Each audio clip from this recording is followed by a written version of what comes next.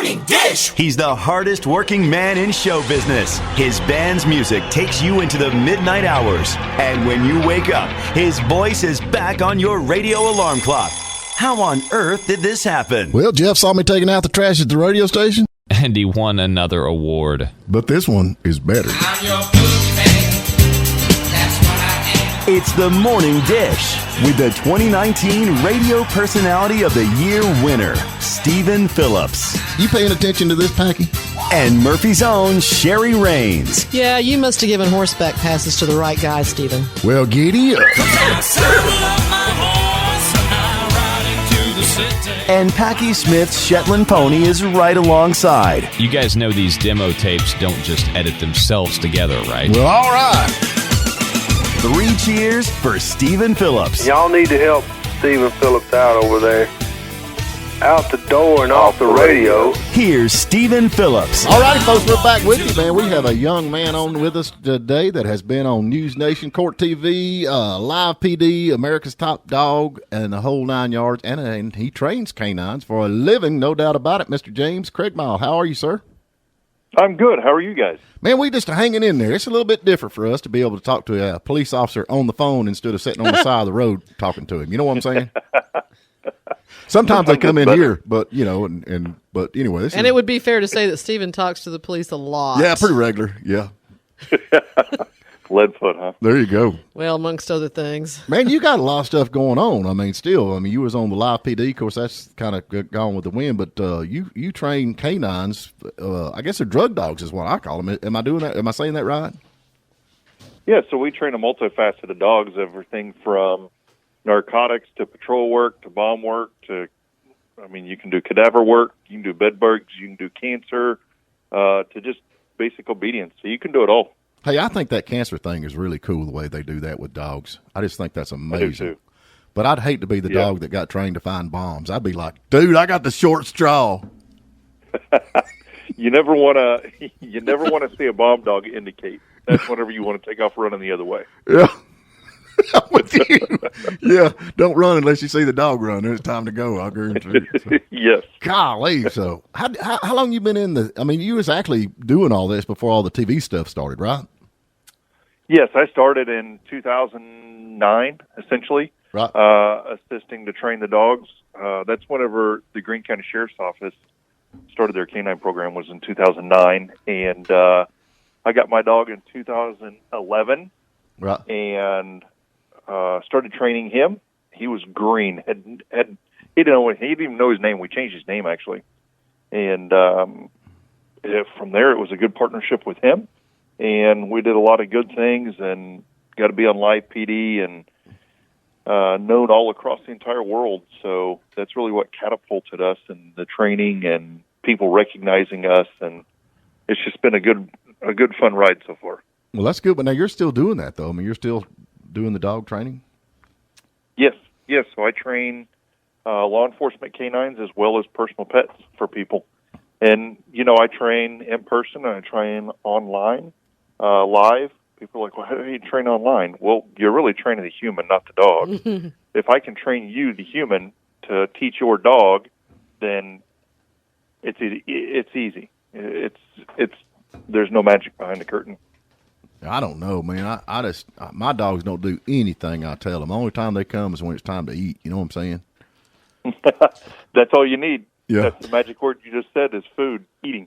So now That's these how you motivate drug dogs is through food. We talked about drug dogs before, and I don't know a whole lot about how y'all train them, but do y'all get them hooked on like cocaine and stuff like that, and that's why they want to find that so much?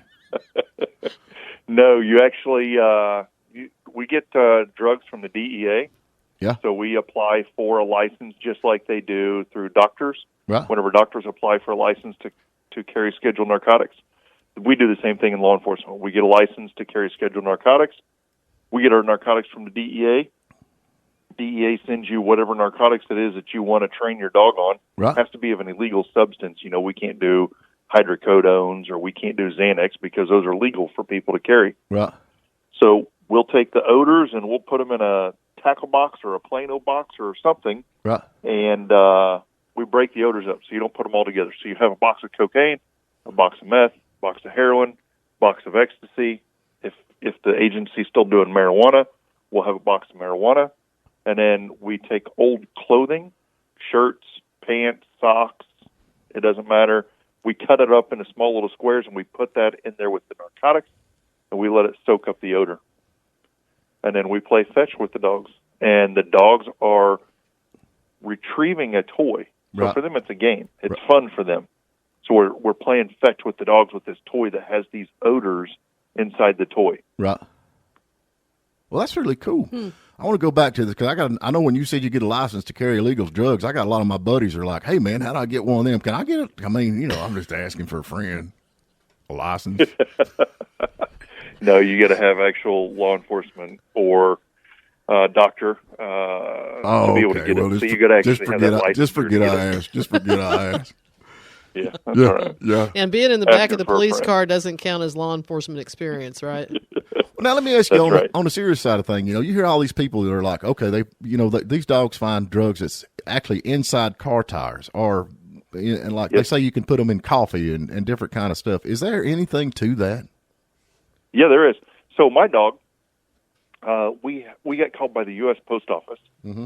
There was a package being shipped from California to Missouri, and it was being delivered somewhere in Missouri. They said, "Hey, we need you to come sniff this package." My dog, not me. And I'm like, okay, we can do that. So we go up there, and they lay out 4 or 5 packages, because it's not fair if they only lay one package out. Right. So we got 4 or 5 packages laid out. It's like the hat trick game where you put the ball into the hat and you mix it up, and you got to figure out which one has the ball in it. So I send my dog. My dog's sniffing. He's sniffing along, and he lays down on this package, and he's just staring at it intently. Mm-hmm.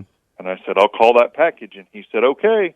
And I pulled my dog out, and we left. And about 6 hours later, I heard from the post office, and they said, "Hey, the Postmaster General, the law enforcement investigator for the U.S. Post Office, he comes back and he says, 'Hey, you want to see what was in that package?' I said, 'Yeah.' I was confident, I knew that was the package that had the drugs in it, right, because my dog indicated on it. And I said, 'Yeah.' I said, 'I'd love to see what's in there.' I said, 'I need to know for my training records, my deployment records.' And he said, 'Okay, great.' So he came back, and in this package, no joke, it was 2 pounds of meth that was in the package, and it was half a pound of cocaine. Wow. So it was the drugs. They had the drugs in a Ziploc bag. Mm-hmm. They had the Ziploc bag closed, duct taped the entire bag.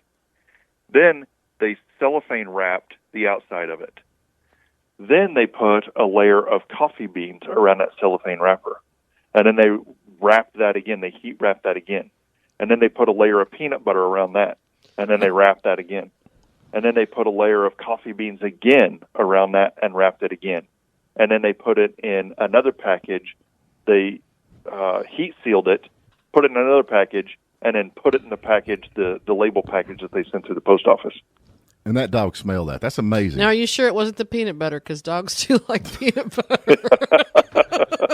It's funny you say you're right. Yeah, you're right. Dogs love peanut butter. But yeah, so we actually take peanut butter and we use peanut butter in training to what we call proof our dogs off of it. So our dogs will walk by and they'll sniff that peanut butter. They're not allowed to lick it. They're not allowed to taste it. They're not even allowed to throw their head back and say, "Oh, that smells good." They have to be neutral, and they have to continue walking past it. Oh, interesting. I mean, what's an indicator? I mean, or can you share that? I mean, how do you know the dog indicates something? Absolutely. There's 2 different types of indications. He opens a beer and lights a cigarette and says, "Hey, the party's on." This is the interesting part. This is the magic behind the curtain everybody wants to know. It's not a beer and cigarette. Not every time. 2 types of indications, and it's not beer and cigarettes. It's passive and aggressive. So aggressive is like the old-style dogs that you would see back in the 60s, 70s, and 80s, 90s, even early 2000s, where they would sit there and they would dig at something or they would bite at something and they would bark. Right, I've seen that. Well, yeah, so even somebody who's carrying dope, we don't want to tear up their car because typically it's not their car they're carrying the dope in. Typically it's Enterprise Rent-A-Car or Avis, or it's their buddy or their grandparents that they're driving their car around, and we don't want to tear their cars up. So we decided we would go to a passive indication.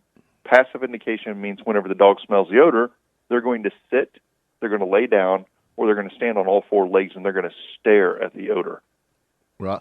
And that's what you saw in LivePD a lot. You would see my dog. He would go around, he would walk around the car, and he would sniff the door seams, the door handles, where the odor penetrates through the car, my dog would sit and stare at that odor. Now, we trained my dog so well that I could walk away from my dog, go to the camera, let the viewers at home know what was going on, and then go back to my dog. So it was pretty neat. Yeah. Now, there's certain, I know a lot of y'all use the Shepherds. Is there a certain type of breeds that's better than others? Not really, no. I mean, there are you going to be out there with a Shih Tzu, though, sniffing for drugs? I mean, just... I think you already use like Chihuahuas. That way you can just shove him in the glove box and you don't have to worry about that big old truck. You could if you could get the dog motivated. It's got to be in the dog's heart. So I'm a judge for the North American Canine Scent Work Association. Right. It's a national organization that does scent work, and they do like clove and chive and birch and all this other stuff. And you'd be surprised at the dogs that come out there that they put these odors on these dogs, and they do it for recreational fun. So if they can do it with those dogs, I mean, you could do it with a drug dog, but it's not as productive as having like a Malinois, a Lab, a Shepherd, a Beagle. And it's hard to look tough if you're carrying a little toy poodle as the drug dog. I guess you're right. It would be a little hard. Oh, I tell you what, I would love to pull up on scene and get a toy poodle out and rub my dog. That'd be funny. That would be so funny. Just see that person's face. Yeah. Come on, she, some kind of silly You name. should do one just for fun. That would make a great video for your Facebook or something. Lord, that would be great. You've got to be kidding me. That's what my dog would say if you got him. Hey, let's go to work. My dog would be like, "You got to be kidding me." I've actually got a Shepherd. I keep Shepherds. I love Shepherds. I don't know why we growed up with them, but of course, my Shepherd's like 135 pounds. He's a big dog, but he's a lazy dog. He's kind of like his owner. You overfeed him. Yeah, but now I've got my son-in-law actually trains labs, and he's a big trainer of labs with duck hunting. And it's amazing to see them dogs. Well, he just hand signals and go this way. It's amazing what he can do with these dogs, and the stuff that you do with them is just to me crazy. So really, you should go to this James's Facebook. There's some videos on here. You kind of see a good idea of what he does. It's really interesting. Well, you can go to Craigmyle9training.com. It's got all the stuff on there. Now, you actually helped develop the show America's Top Dog. Was you involved in that? Yes, I was. A&E reached out to me. That was during the height of LivePD, police patrol. A&E reached out to me about the show that they were developing, and I had been talking to them about a canine show. Whenever I went to New York, I was talking to them about a show that I wanted to do, and they kind of took it and made it their own. And A&E and Big Fish got together, and they said, let's do America's Top Dog. And, of course, before you get a show, they've always changed the name. I don't remember what the name was originally that they used so that nobody would catch on to it. But yeah, the renderings, the drawings, everything on the obstacles that we were doing, we had input back and forth. And season 2 and season 3, they took some ideas, put them into season 2 and season 3 that has already been filmed and is airing now. Right. And it was a lot of fun. Flew out to California, hosted some of the show out there. And really proud to be part of the development on that and everything. And hopefully, I've been talking to a very prominent casting director. Right. And she's got a guy that is talking about doing another canine show of a sort. And hopefully we'll hear more about that this week. Right. Well, you stay busy, but now you actually do you not do like a security? You've got a security firm too? No, I don't have a security firm, but I'm a safety and security manager for a theme park here in Missouri, yes. Oh, that's really cool. I know Sherry's sitting here. She found out that you actually started out as a model. And well, in his profile, it talks about he did She is Googling your name with briefs. I don't understand what the deal is. Is there... That is not even true. So I mentioned that I had seen that you had started out briefs, as a model. I don't know. And Steven said that he also started out as a model, and I asked the question, were there models for the short and fat store? And he said yes. Well, yeah, you got to have them. Nowadays everything's good. So anyway. I tell you what, though, I do see that Sports Illustrated is going more towards realistic women and the women who star themselves and wear tons of makeup and the Christy Brinkleys of the world that we grew up knowing, and now they're getting more towards the normal real person models, which I like seeing too. Yeah. I don't all the makeup and the digital changing of their faces and the filters and everything Well, else and like how many that. generations of young women grew up under that shadow thinking they had to fit that mold to be accepted? So it's I know it. good to see I know it. Yep. Well, I don't know. When I upload my photos to Facebook, I love Photoshop myself. I like the way it takes all they call them curves. I call them rolls out. So, I like to, make me a little taller and all that good stuff. He says it keeps him wrinkle free. There you go. Go. Yeah. James, I tell you, man, we appreciate you calling in, and you got a lot of stuff going on. And tell everybody your website, make sure I didn't get it wrong, and where they can get and follow you with all. Because you've got a lot of stuff going on, man. There is no doubt. And looks like you're having a lot of fun. Tell me you're having fun. Oh, I am. I'm having a blast. Yeah, I actually just got contacted by a music award company, or not company, but organization that does music awards. And they're wanting me to come host the music awards for them. Oh, that's cool. In September. So I'm waiting for that to come to fruition, and then I'll be able to talk about it a little bit more. But it'll be fun. I'll go to host the red carpet for the music awards and give away some, I don't know what they're called. I don't know what they call the awards, but whatever they call the awards. But it's televised. It's a worldwide event. So be looking forward to that. Let me ask you one more question. You being a police officer, I always sometimes I kind of get confused when y'all scream at me and you say freeze, and then right after you say freeze, then you tell me to stick my hands up. Is that trick question where y'all can shoot me because I actually move when I put my hands up? Because I just stand there stiff. Is that? I mean, it's funny you say that because I just saw a video the other day of a horrible incident that happened with law enforcement, and it made me cringe. But yeah, so yelling at people, I don't agree with yelling at people. There's no sense to yell unless you're trying to get your voice projected past something. But yeah, the whole freezing hands up. You would think it's a trick question. No, they always say put your hands up and freeze. They shouldn't say freeze, put your hands up. I just think y'all do that backwards just so you can, He didn't listen to what I said. And that yelling thing you just said, I hope my wife's listening. Yeah, yelling breeds chaos, and chaos is not good in law enforcement. Well, it makes the person doing the yelling angry, too, and then you lose control. It does. I love it, man. When they yell at me, I'm like, okay, I'm going to have to behave here. No, man, I'm going to tell you what, we appreciate what law enforcement do. We appreciate what you're doing, no doubt about it. I'm behind you 100%. And I think we're a little bit of a trouble right now with these people wanting to defund the police, and I'm not for that at all.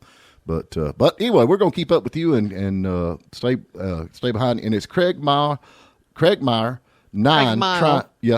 9. Okay, say it, James. Tell them where they can get up with you. It's www.craigmyle9training.com, and it's CRAIGMYLE, the letter K, the number 9 training.com. All right, man. We appreciate you getting or my social media pages. Yeah, you can Google it. All my social media pages are verified. I found him pretty easy. Yeah. So anyway, thank you, man. We appreciate you. You're welcome. Thanks, guys. Have a good morning. Thank you.